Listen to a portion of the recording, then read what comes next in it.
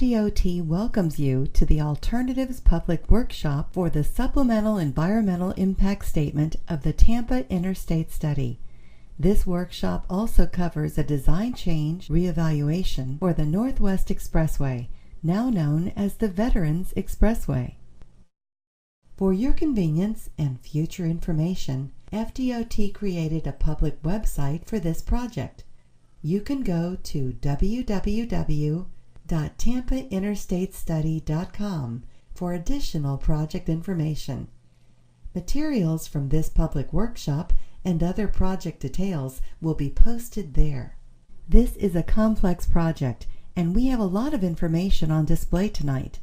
To help you navigate our public workshop, we divided the room into 9 zones. At the top left corner of each slide, there is a reference to one of the 9 zones. Not only do we have printed exhibits and physical documents, we also have smartboards and TVs to help you visualize the project alternatives. FDOT staff is also available to help walk you through the zones and explain all of the information.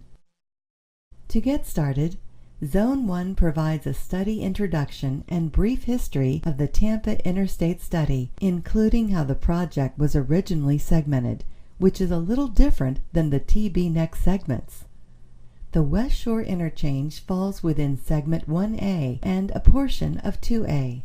The Downtown Interchange is within Segments 2B and 3A.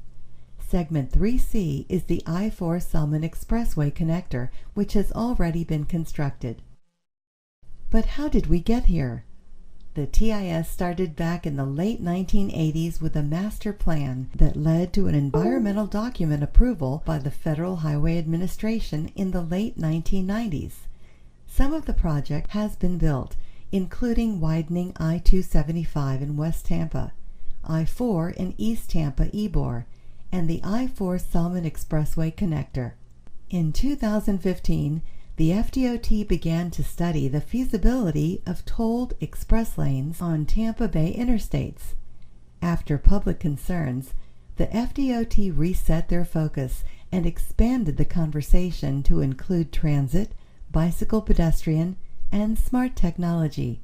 Tampa Bay Next was launched in 2017, and FDOT began the supplemental EIS. The original 1996 long-term preferred alternative included non-tolled express lanes in each direction, shown in the green, along with the general use lanes in yellow, and a high-occupancy vehicle transitway in the median. The primary differences in the original and the build alternatives that are under evaluation now is that the original concept did not provide direct access to West Shore or downtown Tampa, and the express lanes were not tolled. The original project included certain commitments that remain valid today. Many of these have been implemented as portions of the project that were constructed throughout the past 2 decades. New commitments may be added throughout the course of this process. After the supplemental EIS kicked off, FDOT hosted a public workshop in October 2017. Since then, we refined the alternatives, evaluated potential impacts, and prepared draft reports. Tonight's workshop is a chance for you to learn more, ask questions, and provide your input. We will then take that input and develop a preferred alternative that will be evaluated in more detail and presented at a public hearing in early 2020. Zone 2 provides more detail on the process. We are undertaking a comprehensive evaluation of alternatives leading to the selection of a preferred alternative. A number of different draft documents have been prepared to date and are available for review at this public workshop. They cover 4 main areas that all PD&E such as this study evaluates: social cultural effects, natural and physical effects, engineering considerations, and public outreach. The Federal Highway Administration has environmental oversight of the Tampa Interstate Study, while FDOT's Office of Environmental Management has oversight of the Northwest Veterans Expressway. So how do we select the preferred alternative? There are many factors that must be balanced in this decision. Environmental constructability and public comments are all important considerations, but not one element serves as the deciding factor. By following the process and balancing the issues, we will be able to make a good decision for all involved. It is important to note that none of these projects currently have construction funding in the next 5 years. In the current 5-year work program, right-of-way acquisition for both Segment 1A, West Shore Interchange, and the Northwest Expressway are funded. FDOT is actively seeking construction funding for the West Shore Interchange. Zone 3 addresses the questions that often arise, such as why are we doing this and what problems are we trying to solve? The purpose and need of the Tampa Interstate Study is much the same as noted in the original study. Traffic congestion both now and in the future can impede our ability to move people, services, and goods throughout the region. Because of the urban location, the project area experiences some of the highest congestion levels in the region. This not only affects interstate users, but it can also impact mobility along the local streets for people, neighborhoods, businesses, and other aspects of normal daily life in the Tampa area.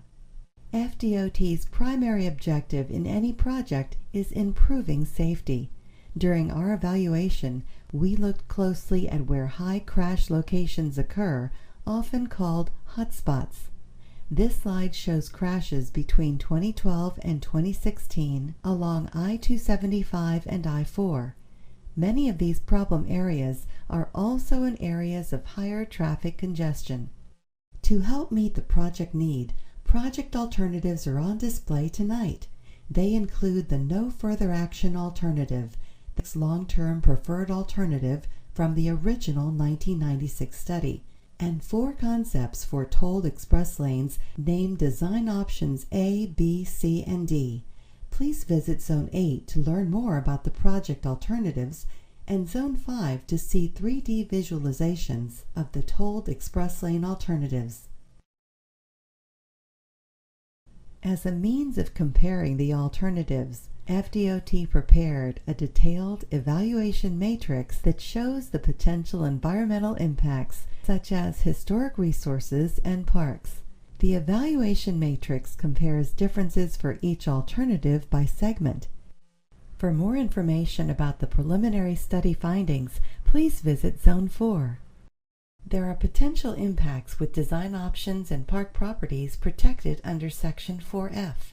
Design options A, B, and C will require acquisition of property from Perry Harvey Senior Park, with option C requiring more than A or B. All 4 design options will have minor impacts to land in the far northeast portion of Julian B. Lane Park north of Laurel Street. Workshop displays and before-after images show more details of these potential impacts. We have completed a thorough updated assessment of historic and archaeological resources and have documented the results in a Cultural Resources Assessment Survey that has been accepted by the State Historic Preservation Officer. Additional information is available at this workshop on some of the potential effects to these resources. A more detailed effect evaluation will be prepared after selection of a preferred alternative to more definitively look at potential noise and visual effects. FDOT supports transit, from regional bus rapid transit to local streetcar. Our team is looking at the best ways to accommodate transit in the study area. Not only do the build alternatives accommodate a transit envelope, but the public transit buses can use the express lanes toll-free, which will offer a more reliable trip. In addition, FDOT is looking at hard shoulder running when the express lanes drop below a certain speed. We have purchased property in West Shore for a transit center and purchased some property for a downtown transit center. Please visit Zone 6 for more information on transit and multimodal connectivity. This workshop also includes information regarding the Northwest Expressway design change reevaluation that runs from north of Cypress Street to north of Memorial Highway.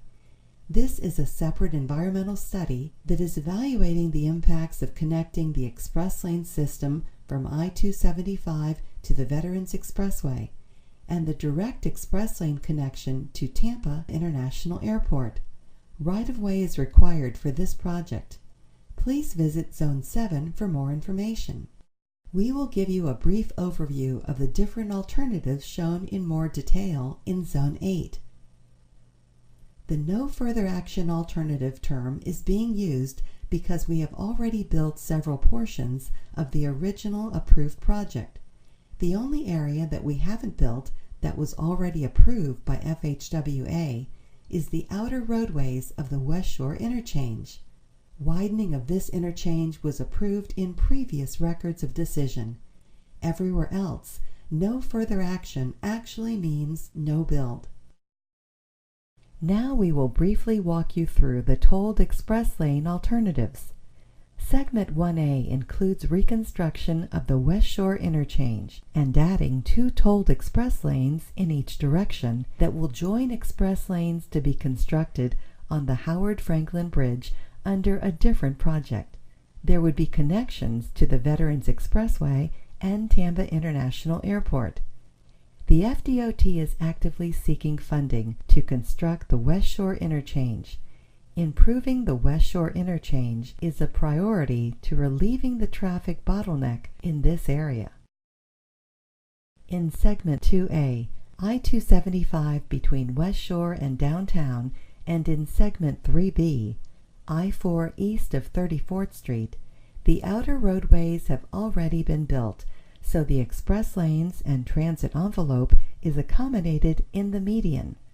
Direct express lane access would be provided from the West Shore area at Himes.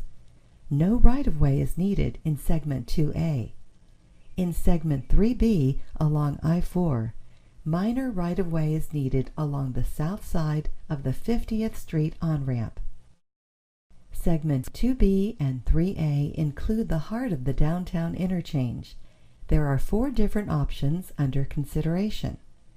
Options A and B are similar in that they would reconstruct I-275 and I-4 and add 2 to 3 express lanes in each direction, shown in green. These options would remove some of the roller coaster effect, widen the shoulders, reconstruct the underpasses, and provide for a transit envelope. The main differences between options A and B is option A includes a connection from the express lanes to the general purpose lanes on I-275 North, but option B does not. These options have a larger footprint than the other 2 design options. Options C and D do not reconstruct the existing interstate. Rather, they add 2 express lanes on an elevated structure called a viaduct next to the existing structure. The other 2 design options both require a smaller footprint. In option C, the express lanes shown in green would be built to the south and east of the existing lanes, while in option D, they would be built to the north and west of the existing lanes. There would be no direct access from the north leg of I-275 into the express lanes in either of these options. Accommodating a transit envelope would be more challenging with these options, as there is no space in the median for it. All 4 options provide direct access to express lanes from downtown and upgrade the I-275 South to I-4 East flyover to 2 lanes. The FDOT is not actively seeking construction funding in the downtown area. For more information, visit Zones 5 and 8. Both of these projects shown tonight are part of a larger collection of interstate modernization projects along I-275, I-4, and I-75 in the Tampa Bay Next program. With Tampa Bay Next, the FDOT is also looking at how potential transit, bicycle pedestrian safety, freight mobility, and smart cities can improve mobility in the Tampa Bay region. At this time, we encourage you to view the displays in the exhibit hall and engage with our staff who can help you better understand this complex project and answer your questions. There are several ways to make a comment as part of the public workshop. All comments received will be reviewed and considered in the final recommendation. To provide comments, you may complete the comment form provided to you and drop it in one of the comment boxes today.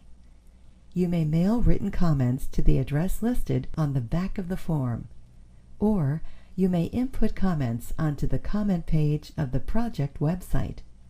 Please make sure comments mailed are postmarked by June 6th to become part of the official public workshop record. We thank you for taking time out of your day today to participate in this public workshop.